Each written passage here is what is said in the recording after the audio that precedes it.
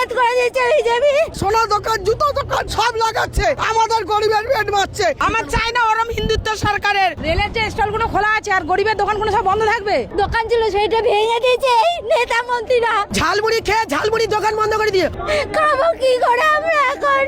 ওনাকে পাল্টাতে বলেছি বলে এমনি ভাবে পাল্টিয়ে দেবে। যারা গরিবের পেটে লাথি মারবে তাদের দিয়ে কি হবে?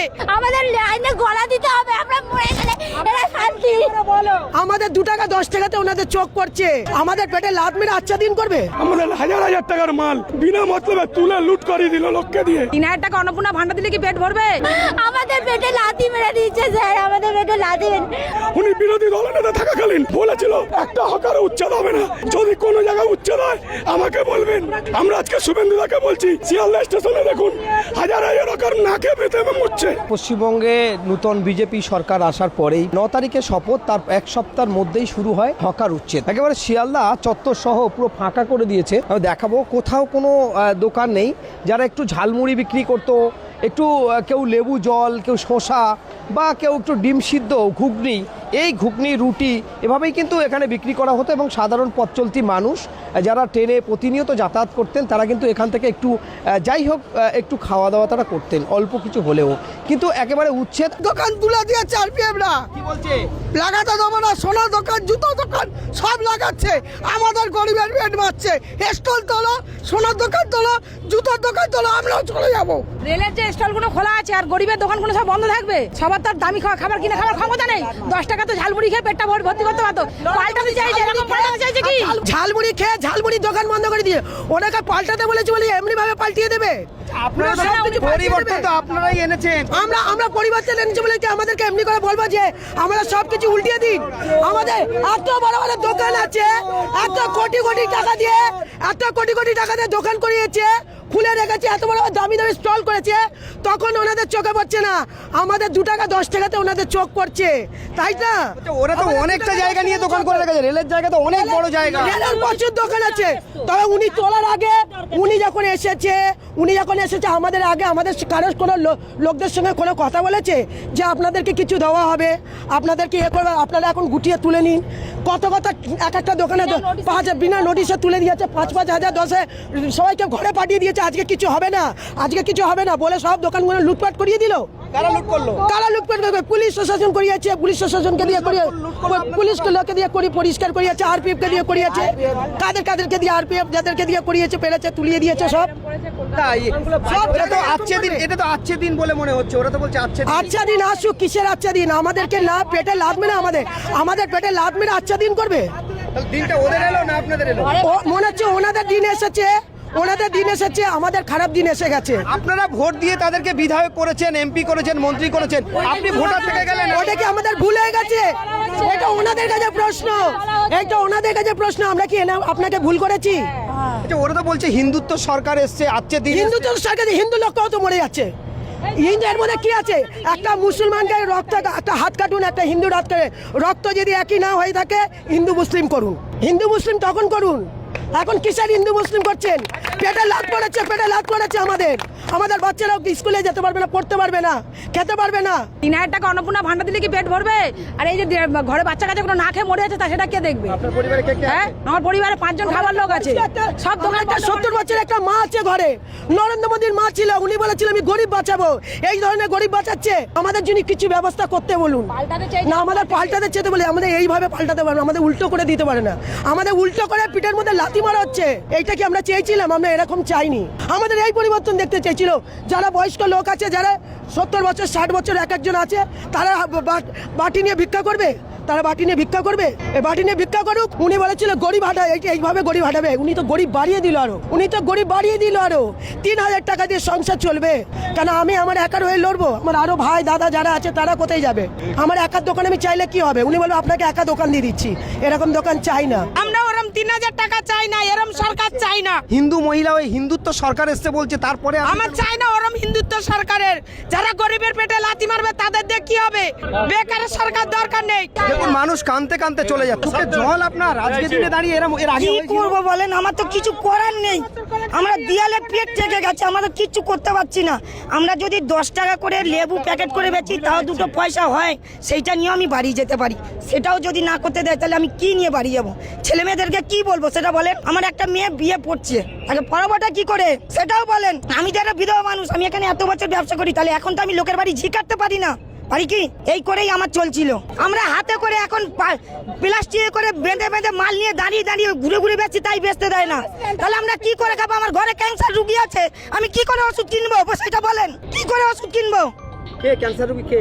আমার শাশুড়ি। সেভাবে কিভাবে চলছে এখন? আর কিভাবে চলবে? এই এরকম করে চলছে। দেখুন ক্যান্সার তাহলে আমি রোগী কি করবো বলেন? ঘরে ক্যান্সার রোগী, তারপরে সে এখানে যেটুকু উপার্জন করে সেটুকু নিয়ে তার সংসার চলে এবং মেডিসিন কেনে।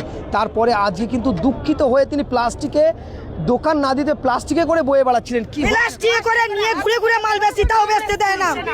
তাহলে আমরা কি করে খাবো? আমাদের দোকান লাগাতে দিতে হবে, আমরা আর কিছু চাই না। আমরা যদি ইনকাম করলে আমরা গরিব দোকান লাগিয়ে খাবো। আমরা 3000 টাকা চাই না, আমরা ওরকম টাকা চাই না। কি হয়েছে আপনার? চোখে জল কেন? আমাদের প্ল্যাটফর্মে দোকান ছিল আমার শ্বশুরের আমলে 40 বছরের আগে, তার সেই দোকান তুলে দিয়েছে 14 তারিখে 12টা 40-এ, তখন রাতে বেলা কেউ জানি না 15 তারিখে, কাউকে কিছু না বলে স্যার। একটা দোকানে 4-5টা কর্মচারী, তারা তাদের ফ্যামিলিরা কি করে চলবে? আমার মেয়ে 12 ক্লাসে সায়েন্সে পড়ছে, কি করে মাইনে দেবো? খাচ্ছি আমি, কোনোদিন ট্রেনে দৌড়ে দৌড়ে জল বিক্রি করছি, কি করবো? আমার বড় হার্টের পেশেন্ট, 2বার অপারেশন হয়েছে, কি করে কি করবে আমি বলতে পারছি না স্যার। সে দৌড়াদৌড়ি করতে হচ্ছে, যার জন্য আমি দৌড়ে জল বিক্রি করছি, কি করে চলবে তাই ভাবছি। জল বিক্রি করছিলেন? কোথায় জল বিক্রি করছিলেন? সাউথ লাইনে রানিং গাড়িতে জল বিক্রি করছি এখন। কি করেছে আপনার? কিন্তু বসে তো দোকান ছিল সেটা ভেঙে দিয়েছে এই নেতা মন্ত্রীরা। বিজেপি আসাতে সব দোকানগুলোকে উচ্ছেদ করে দিয়েছে বিজেপি। খাবো কি করে আমরা এখন? আমাদের পেটে লাথি মেরে দিচ্ছে স্যার, আমাদের পেটে লাথি মেরে, আমাদের লাইনে গলা দিতে হবে। আমরা মরে গেলে এরা শান্তি বলো, আমরা সব মরে যাব, আপনারা শান্তি পাবেন, বিজেপি সরকার শান্তি পাবে। সব আকারা মরে যাবে স্যার, সব আকারা মরে যাক, তাহলে এই বড় লোক সরকার বেঁচে থাকবে, বড় লোক সরকাররা রাজত্ব করবে স্যার। আমাদের মতন গরিবের কেউ নাই। একদম কান্নার রোল উঠে গেছে বলা যেতে গেলে। একদিকে জিআরপি, অপরদিকে সাধারণ পাবলিক, তারা জিআরপি কি চলবে কি করে? আমাদের বাল বাচ্চা নেই, ছোট ছোট, আমাদের স্কুল বাচ্চা নেই, আমাদের স্বামী নেই, আমরা কি করে খাবো? আমাদের জলের দোকান, মুড়ির দোকান সব তুলে ফেলে দিচ্ছে, কোটি কোটি কোটি কোটি মাল ছিল মুড়ির মধ্যে, আমরা কোথায় পাবো? কি করে খাবো? চুরি করবে না ডাকাতি করবো বলো? আমরা চুরি করবো না ডাকাতি করে খাবো? কি করে খাবো আমরা? সবাই মানুষকে পেট মরে যাচ্ছে, কোথায় যাবে? কোথায় এনারা কোথায় যাবে? একেবারে চোখের জল পুরো হকার, সেই হকার যাদের উচ্ছেদ হয়েছে বলা যেতে পারে প্রত্যেকের চোখে প্রায় জল এসে গেছে। দেখাবো অপরদিকে, একদিকে জিআরপি দাঁড়িয়ে আছে, তাদের ভাঙচুর হয়েছে বলে জানা যাচ্ছে, অপরদিকে যারা নেতৃত্ব ছিল তারাও ছিল। কি বলবেন আপনি এই যে হকার উচ্ছেদ? हम लोग क्या बोलेंगे, आज का दुनिया में सब चेंज हो गया है, कोई आज का डेट में नहीं है। नहीं, जो पहले आने के बाद शुभेंदु अधिकारी बोला बुलडोजर नहीं चलेगा, अभी तो बुलडोजर चल रहा है। अभी तो सब बुलडोजर चला रहा है, जहां मन कर रहा है वहां चला रहा है। फर्स्ट दिन जीता उसी दिन धर्मतल्ला चला दिया, सब गरीब आदमी को लात मार रहा है। अब तो बोला परिवर्तन चाहिए, आप इस सबसे परिवर्तन आया। वो क्या परिवर्तन देगा? ये सरकार परिवर्तन देने वाला नहीं है, ये खाली वोट लेके जीता है, बिहार से लेकर बंगाल तक खत्म कर दिया, एक कहीं रहने नहीं देगा, किसी को बसने नहीं देगा गरीब आदमी को। আপনি কি বিক্রি করেন? আমরা সবজি বিক্রি করি, কোথায় বিক্রি করেন? বাইরে বসে। দেখুন বাইরে বসে সবজি বিক্রি করতো সেই মানুষ আজ কিন্তু হাতে প্যাকেট নিয়ে ছলো ছলো অবস্থা, চোখে জল, তার বাচ্চারা কি খাবে সেই চিন্তায় বসে আছে। কি বলবেন আপনি? আমাদেরকে পুরো একদম বার করে দিচ্ছে, বলছে তোমরা বসতে পারবে না এখানে।